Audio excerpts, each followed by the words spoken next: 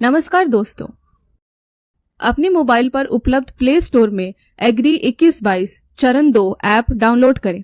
कृषि जनगणना यानी एग्री सेंसस 2021-22 के चरण 2 के एंड्रॉइड ऐप में आपका स्वागत है। चरण 2 की डेटा एंट्री और जांच इस ऐप के माध्यम से की जा सकती है। आरंभिक स्वागत स्क्रीन के बाद पहली स्क्रीन पर चरण 2 डेटा कैप्चर मॉड्यूल में आपका स्वागत है प्रदर्शित होता है। आपको स्क्रीन पर राज्य का नाम मिलेगा जो कि निश्चित है। कृपया सिस्टम एडमिनिस्ट्रेटर या सुपरवाइजर द्वारा आपको प्रदान किया गया यूजर नेम और पासवर्ड दर्ज करें।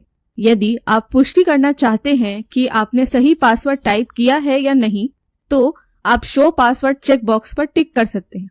अब साइन इन बटन पर टैप करें तो 4 बटन वाली एक नई स्क्रीन दिखाई देगी, जिनमें पहला बटन डेटा एंट्री बटन है, जिसका उपयोग शेड्यूल भरने के लिए किया जाता है।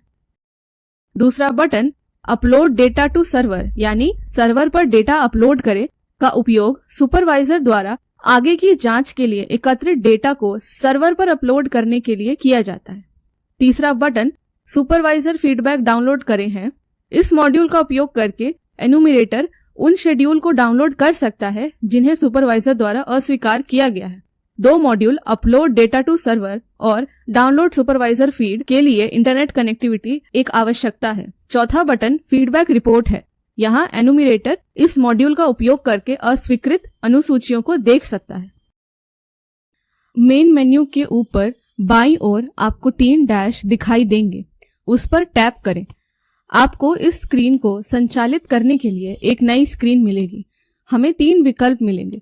तीनों विकल्पों में से किसी का भी संचालित करने के लिए इंटरनेट कनेक्टिविटी की आवश्यकता है।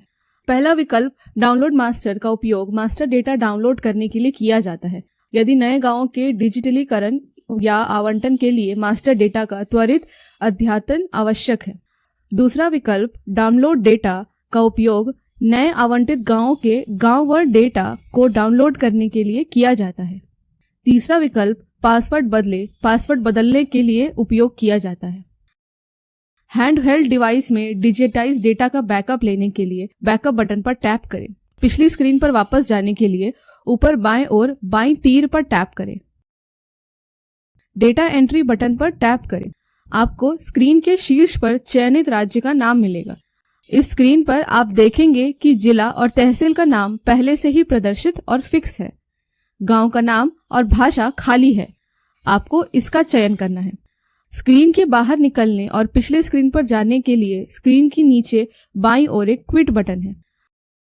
अब आपको ड्रॉप डाउन सूची से आवश्यक गांव का चयन करना होगा। गांव का चयन पूरा होने के बाद आपको स्क्रीन के नीचे दाईं ओर एक डाउनलोड बटन मिलेगा। डाउनलोड करने के लिए इंटरनेट कनेक्टिविटी की आवश्यकता है। डेटा लाने के लिए डाउनलोड बटन पर टैप करें। डेटा प्राप्त होने के बाद डाउनलोड बटन गायब हो जाता है और स्क्रीन के नीचे दाईं ओर नेक्स्ट बटन दिखाई देता है। केवल पहली बार जब एनुमरेटर को डेटा डाउनलोड करना होता है। नेक्स्ट बटन पर टैप करें और स्क्रीन पर एक नई विंडो दिखाई देती है, जिसमें block a reference year 2021 to 2022 का उल्लेख होता है, जिसमें राज्य का नाम, जिले का नाम, तहसील का नाम, गांव का कोड और क्षेत्र इकाई होती है। इस स्क्रीन के नीचे 2 बटन हैं, बाईं ओर एडिट बटन और दाईं ओर न्यू बटन। न्यू बटन पर टैप करने पर चरण 1 के ऑपरेशनल होल्डर्स की सूची दिखाई जाएगी, जिसमें चरण 2 की जानकारी दर्ज की जाएगी। किसी विशेष ऑपरेशनल होल्डर को खोजने के लिए सीरियल नंबर, नाम और पिता व पति के नाम के साथ खोज विकल्प उपलब्ध है। वांछित रिकॉर्ड पर टैप करें और सिस्टम संबंधित रिकॉर्ड की जानकारी प्राप्त कर पाएंगे। आपको स्क्रीन पर दिखेगा ऑपरेशनल होल्डर की जानकारी चरण 1। इसमें विशेष परिचालक धारण की जानकारी यानी आईडी, नाम, पिता पति का नाम, सामाजिक समूह, लिंग, क्षेत्र का विस्तार होगा, स्क्रीन पर दिखाई देगी। Block B particulars of operational holder, क्रमांक, नाम, पिता या पति का नाम, सामाजिक समूह, लिंग और क्षेत्र का विस्तार और संचालित स्थिति पहले से ही चरण 1 डेटा से प्राप्त की गई है और तय की गई है। इसीलिए कॉलम 2, 1 से कॉलम 3, 4 चरण 1 के डेटा से पहले से भरे जाएंगे।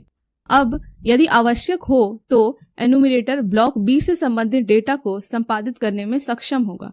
यहाँ सबसे महत्वपूर्ण डेटा एक्सटेंट ऑफ एरिया है, यानी क्षेत्र का विस्तार है। ब्लॉक बी के क्षेत्र का विस्तार ब्लॉक सी में वितरित किया जाएगा।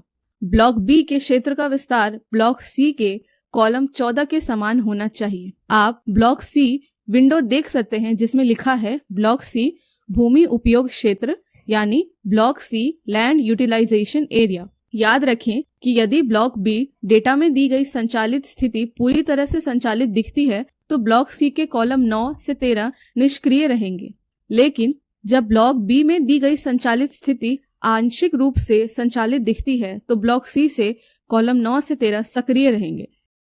इस डेटा को भरते समय याद रखें, आप कॉलम 4 या कॉलम 5 को भर सकते हैं जैसे कि लागू हो। फिर से आप कॉलम 4 और कॉलम 5 को भर सकते हैं जैसे कि लागू हो। इस ब्लॉक में हमें निम्नलिखित डेटा भरना है। कॉलम 4 में शुद्ध सिंचित भूमि यानी नेट इरिगेटेड लैंड में उपयोग डेटा डालें। कॉलम 5 में शुद्ध असिंचित भूमि यानी नेट अनइरिगेटेड लैंड में डेटा डालें। कॉलम 6 में शुद्ध बोया गया क्षेत्र लिखा है, यानी नेट एरिया सोन लिखा गया है। सिस्टम द्वारा कॉलम 4 और कॉलम 5 का स्वचालित योग है। कॉलम 7 में डेटा डालें यदि ऑपरेशनल होल्डर के साथ परती भूमि यानी फैलो लैंड है। याद रखिए कि विकल्पों में से कम एक यानी कॉलम 4 या कॉलम 5 या कॉलम 7 में डेटा भरना होगा। एक या अधिक कॉलम 4, कॉलम 5 या कॉलम 7 को लागू होने पर भरा जा सकता है।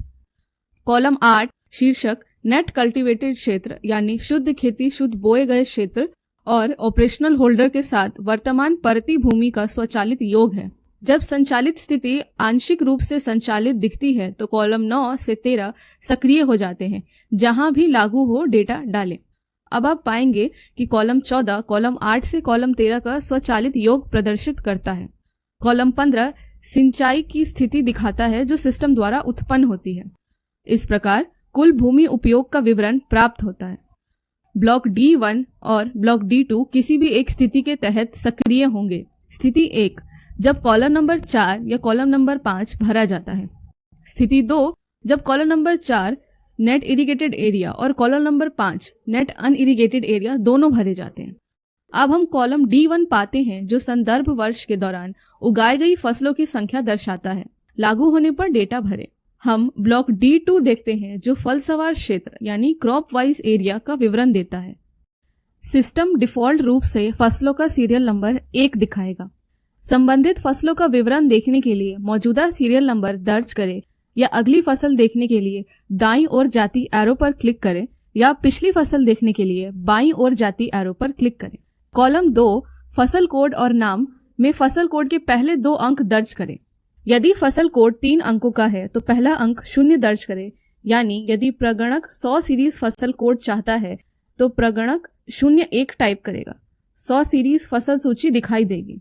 या फसल के नाम के पहले 2 अक्षर, यानी यदि प्रगणक धान ढूंढना चाहता है यानी पैडी ढूंढना चाहता है तो 2 अक्षर प आ टाइप करने होंगे। प आ से शुरू होने वाले फसल का नाम स्क्रीन पर दिखाई देगा। इच्छित फसल का चयन करें। ब्लॉक D2 के कॉलम 3 में इरिगेटेड एरिया का मान डालें। ब्लॉक D2 के कॉलम 4 में अनइरिगेटेड एरिया का मान डालें। आपको बाईं ओर डिलीट और दाईं ओर कंफर्म बटन मिलेगा। सहेजने और अगली फसल पर जाने के लिए आपको प्रत्येक फसल का विवरण दर्ज करने के बाद कंफर्म करना होगा। किसी भी गलती के मामले में आप डिलीट बटन पर टैप कर सकते हैं। फसल कोड और नाम हटा दिए जाएंगे। एक फसल के तहत irrigated area net irrigated area block C column 4 से अधिक नहीं हो सकता। एक फसल के अंतर्गत unirrigated area net unirrigated area block C column 6 से अधिक नहीं होना चाहिए। ब्लॉक डी में एक फसल के इरिगेटेड और अनइरिगेटेड क्षेत्र का योग नेट सोन एरिया यानी शुद्ध बोए गए क्षेत्र ब्लॉक सी के कॉलम 6 से अधिक नहीं होना चाहिए। सिस्टम पूरे वर्ष में एक फसल को 3 बार से अधिक दर्ज करने की अनुमति नहीं देगा। सभी फसलों के इरिगेट और अनइरिगेटेड क्षेत्र का योग संदर्भ वर्ष में कॉलम 16 और 17 में दिखाया जाएगा। सकल इरिगेटेड और सकल अनइरिगेटेड का योग कॉलम 18 में प्रदर्शित किया जाएगा। कॉलम 16, 17 और 18 के अंतर्गत यह मान स्वतः ही प्रदर्शित हो जाएगा। याद रखिए कॉलम 18 सफल फसली क्षेत्र यानी ग्रॉस क्रॉप्ड एरिया सिस्टम द्वारा उत्पन्न शुद्ध के 3 गुना से अधिक नहीं होगा। ब्लॉक सी कॉलम 6, सिंचाई का स्रोत तभी सक्रिय होगा जब net irrigated area column 4 block C का बोया गया क्षेत्र कॉलम 6 ब्लॉक सी का मान होगा। एनुमिरेटर को आवश्यकता अनुसार ड्रॉप डाउन सूची से सिंचाई का वांछित स्रोत चुनना होगा। यदि सिंचाई के एक से अधिक स्रोत हैं तो केवल मुख्य सिंचाई स्रोत दर्ज करें। यदि आवश्यक हो तो एनुमिरेटर द्वारा टिप्पणी भी दी जा सकती है। वैकल्पिक निर्दिष्ट कॉलम में सभी प्रासंगिक डेटा दर्ज करने के बाद एनुमिरेटर शेड्यूल को सहेजने के लिए सहेजे बटन पर क्लिक करता है। सहेजे बटन ऊपरी कोने के दाईं ओर उपलब्ध है। रिकॉर्ड सहेजे जाने के बाद आपको ब्लॉक ए की प्रारंभिक स्क्रीन मिलेगी जहां से ब्लॉक ए शुरू हुआ था।